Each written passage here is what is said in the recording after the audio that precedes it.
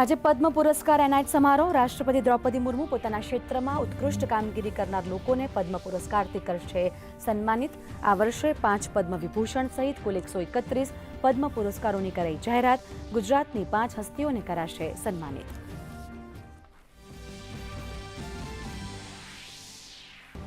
અમેરિકી વિદેશ મંત્રી માર્કો રૂબિયો આગ્રા અને જયપુરના પ્રવાસે।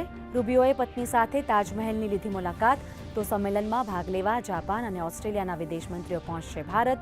ક્વાડ સંમેલનમાં વૈશ્વિક સુરક્ષા અને પરસ્પર સહયોગ વધારવા થશે મંથન।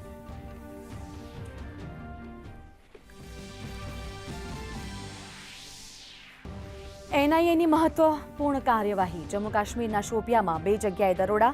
વિસ્તારની શૈક્ષણિક સંસ્થાઓમાં તપાસ અભિયાન શરૂ।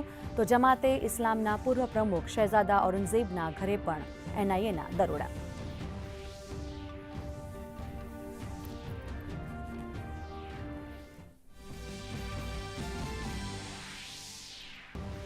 નવી ભાજપ સરકારની રચના બાદ પશ્ચિમ બંગાળમાં પ્રથમ વખત જનતા દરબારનું આયોજન।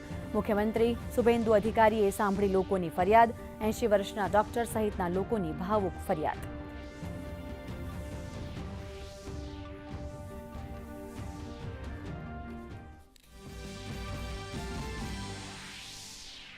ઉત્તરાખંડ અને ગુજરાત બાદ આસામ વિધાનસભામાં પણ યુસીસી વિધેયક રજૂ।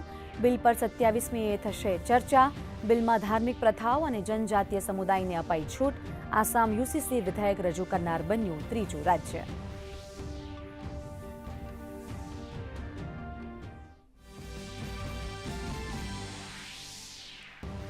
દેશના મોટાભાગના રાજ્યોમાં લૂની સ્થિતિ। ઉત્તર પ્રદેશ અને વિદર્ભના ઘણા વિસ્તારોમાં ગરમ રાત્રિઓનું પણ એલર્ટ। હવામાન વિભાગની લોકોને સાવધાન રહેવા સલાહ। મહારાષ્ટ્રના બ્રહ્મપુરીમાં નોંધાયું દેશનું સૌથી વધુ 47.2 ડિગ્રી સેલ્સિયસ તાપમાન।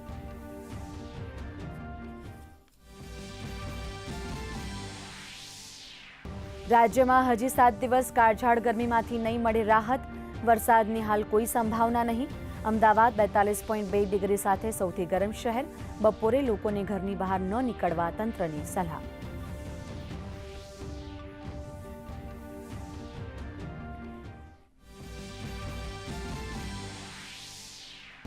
રાષ્ટ્રીય સરેરાશ કરતાં ગુજરાતમાં ગુનાખોરીનો દર ખૂબ ઓછો। એનસીઆરબી ક્રાઇમ ઇન ઇન્ડિયા 2024 રિપોર્ટમાં જાહેર કરાયેલા આંકડા મુજબ ગુજરાતનો ક્રાઇમ રેટ 227.7।